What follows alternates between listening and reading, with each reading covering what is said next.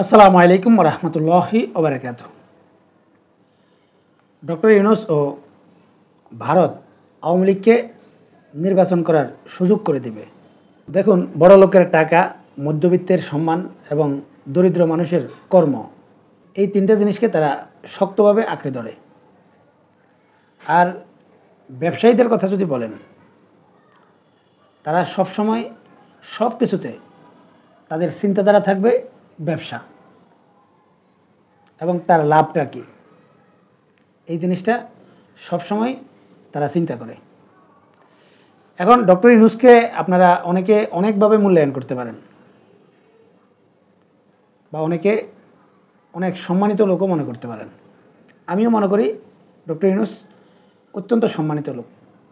কিন্তু তিনি এই সম্মানিত লোক কিভাবে হয়েছেন বা কী কারণে তিনি সম্মানিত, এটা কি আপনারা একটু চিন্তা করেছেন? ডক্টর ইউনূসের যত টাকা আছে বা যে পরিমাণ ব্যবসা করেছে, বাংলাদেশে আরও অনেক ব্যবসায়ী আছে এরকম, কিন্তু ডক্টর ইউনূসের সম্মানটা হচ্ছে তার নোবেল পুরস্কারটা। এখন এই নোবেল পুরস্কারটা কারা দিয়েছে এবং কেন দিয়েছে, এটা একটু চিন্তা করেন। চিন্তা করলে বুঝতে পারবেন যে ডক্টর ইউনূসের মূল সম্মানের জায়গাটা কোনটা। শেখ হাসিনার আমলে ডক্টর ইউনূসের বিরুদ্ধে অনেকগুলো মামলা করা হয়েছে, বা যে মামলায় তাকে ফাঁসানো হয়েছে বলে মনে করেন, এটা আপনাদের দৃষ্টিতে মনে হয় যে এটা মিথ্যা মামলা। বা মিথ্যা মামলার উপর শেখ হাসিনা ডক্টর ইউনূসকে এতটা বিরক্ত করা সম্ভব ছিল না, কারণ ডক্টর ইউনূসের জন্য বারাক ওবামা পর্যন্ত স্ট্যাটাস দিয়েছে। তাই তাকে যেন তেন লোক মনে করলে হবে না যে সব কিছু মিথ্যার উপর শেখ হাসিনা তাকে মামলায় জড়াচ্ছিল। কিছু না কিছু তো আছে, কম হোক অথবা বেশি হোক, এটা হচ্ছে মূল বাস্তবতা। কিন্তু ডক্টর ইউনূসের মূল যে সম্মানটা, এটা আমেরিকা দিয়েছে, বা আমেরিকার কারণেই তিনি এই সম্মানটা পাচ্ছেন।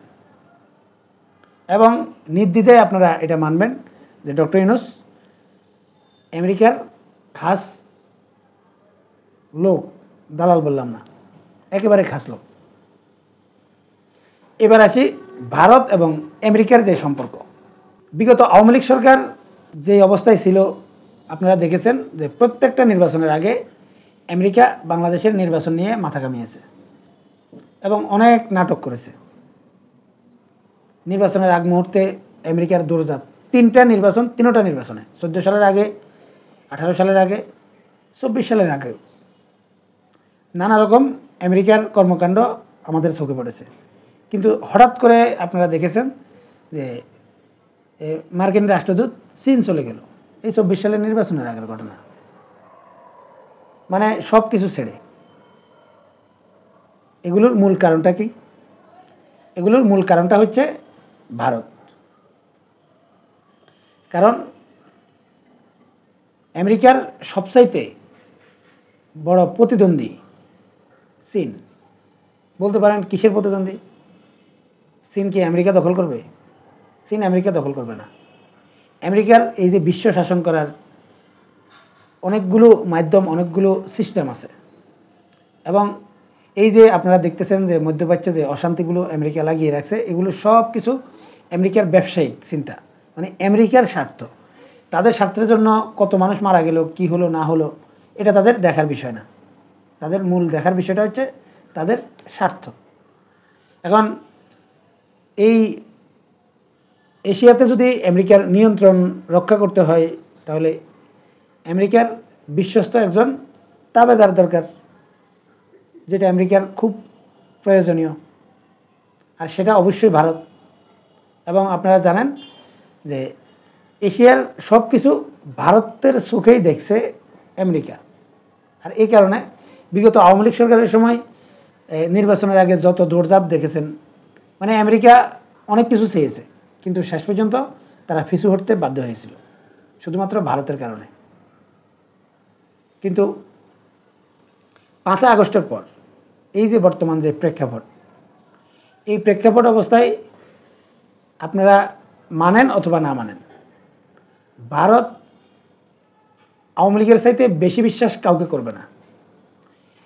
এখন বিএনপি যেটা মনে করছে যে বিএনপির উপর নির্ভরশীল হয়ে যাচ্ছে বা বিএনপিকে অনেক সহযোগিতা করবে, আমার এটা বিশ্বাস হয় না।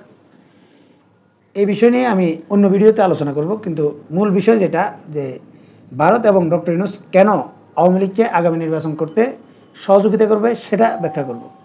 আপনারা অনেক কিছু বলতে পারেন বা অনেক কিছু বোঝাতে পারেন, যে যাই বলেন, বাস্তবতা এবং আবেগ আলাদা জিনিস।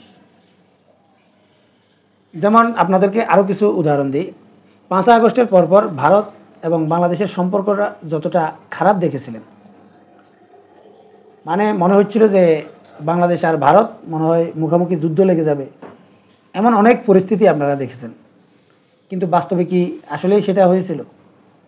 যখন ভারতে ইলিশ মাছ পাঠিয়েছিল, তখন কি যুক্তিতে বা কি অজুহাতে পাঠিয়েছিল?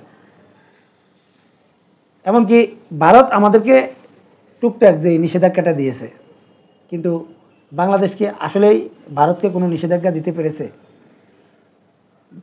অথবা বাংলাদেশ ভারতের কাছে কয়টা জিনিস বিক্রি করে, কিন্তু ভারত থেকে যে আমদানিগুলো করে, এরকম কোনো আমদানির উপর নিষেধাজ্ঞা দিয়েছে? বা বিগত আওয়ামী লীগ সরকারের সময় আপনারা যেটা শুনেছেন যে অনেক অবৈধ চুক্তি হয়েছে, সেই অবৈধ চুক্তিগুলো কি এটা মানুষের সামনে উপস্থাপন করেছে? অথবা কোনো একটা চুক্তি তারা ভঙ্গ করেছে বাংলাদেশ, যে আমরা এই চুক্তিতে থাকবো না, এই চুক্তি বাতিল করা হলো, এই জাতীয় কোনো বক্তব্য আপনারা দেখেছেন? অথবা হঠাৎ করে ভারত এত ভালো হয়ে গেল কেন, যে কোনো কিছুই আর করছে না বা কোনো সমস্যায় আপনারা দেখতেছেন না, সব কিছু স্বাভাবিক? এমনকি ডক্টর ইউনূসের বিরোধিতা ভারত এখন আর কেন করছে না? এছাড়া বিএনপি কেন এত বেশি ডক্টর ইউনূসের প্রতি সন্তুষ্ট হঠাৎ করে? এই জিনিসগুলো যদি আপনারা একটু চিন্তা করেন, এবং ডক্টর ইউনূস একজন ব্যবসায়ী, বাংলাদেশে যে বড় বড় ব্যবসায়ীরা রয়েছে, এই প্রত্যেকটা ব্যবসায়ী নির্বাচনের আগে কি করে জানেন? এরা যেই দুইটা দল ক্ষমতায় যাওয়ার সম্ভাবনা থাকে, দুইটা দলকে টাকা দেয়। মানে ক্ষমতায় যাওয়ার পর কোনো দলে যাতে বলতে না পারে যে তুমি কার লোক, তুমি কার লোক। এখন ডক্টর ইউনূস হলো ব্যবসায়ী, তার অনেক ব্যবসা রয়েছে। এই ডক্টর ইউনূস এই তার ব্যবসা বাণিজ্য এগুলো টিকিয়ে রাখার জন্য কখনো বিএনপির সাথে বার্গেনিংয়ে যাবে বলে মনে হয় আপনাদের? শুধুমাত্র বিএনপির সাথে বার্গেনিংয়ে যাবে না এটা না, তার মূল শক্তির জায়গা যেটা আমেরিকার কথার বাইরে ডক্টর ইউনূস চলবে আপনাদের মনে হয়? ডক্টর ইউনূসের ইচ্ছা না থাকলেও আমেরিকার কথা শুনতে সে বাধ্য থাকবে, তার বহু কারণ রয়েছে। এখন আপনারাই একটু বিচার বিশ্লেষণ করেন যে ভারত এবং আমেরিকার সাথে কি সম্পর্ক। উপরে দিয়ে আপনি যাই দেখেন, ট্রাম্প মোদির বিরুদ্ধে কি বলেছে এগুলো দেখার বিষয় না, কিন্তু আমেরিকার স্বার্থে ভারতকে দরকার। এবং সেই ভারত যেটা বলবে বা যেভাবে চাইবে, তার সব কথা আমেরিকা উপেক্ষা করলেও কিছু তো রাখবে।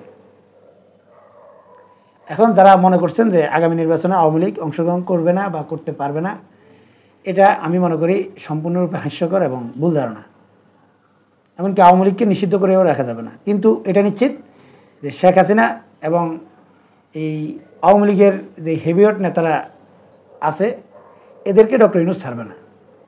কিন্তু আওয়ামী লীগ আগামী নির্বাচনে অংশগ্রহণ করবে এবং আওয়ামী লীগের নেতাকর্মীরা স্বাভাবিকভাবে নির্বাচনে কাজ করতে পারবে না, এটাও নিশ্চিত। কিন্তু মূল কথাটা যেটা, সেটা হচ্ছে আগামী নির্বাচনে আওয়ামী লীগ অংশগ্রহণ করবে, এটা নিশ্চিত।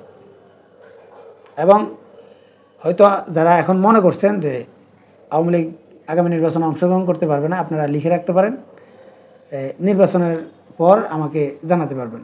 আমি 99.99% শিওর যে আগামী নির্বাচনে আওয়ামী লীগ অংশগ্রহণ করবে, তাদের প্রতীকও থাকবে, তাদের নিবন্ধনও থাকবে। মানে আওয়ামী লীগ নির্বাচন বর্জন করবে বলে সেটাও আমার মনে হয় না। সম্মানিত দর্শক, আপনারা কি মনে করেন? কমেন্টসে লিখে জানাবেন। এখনকার মতো এই পর্যন্তই। আল্লাহ হাফেজ।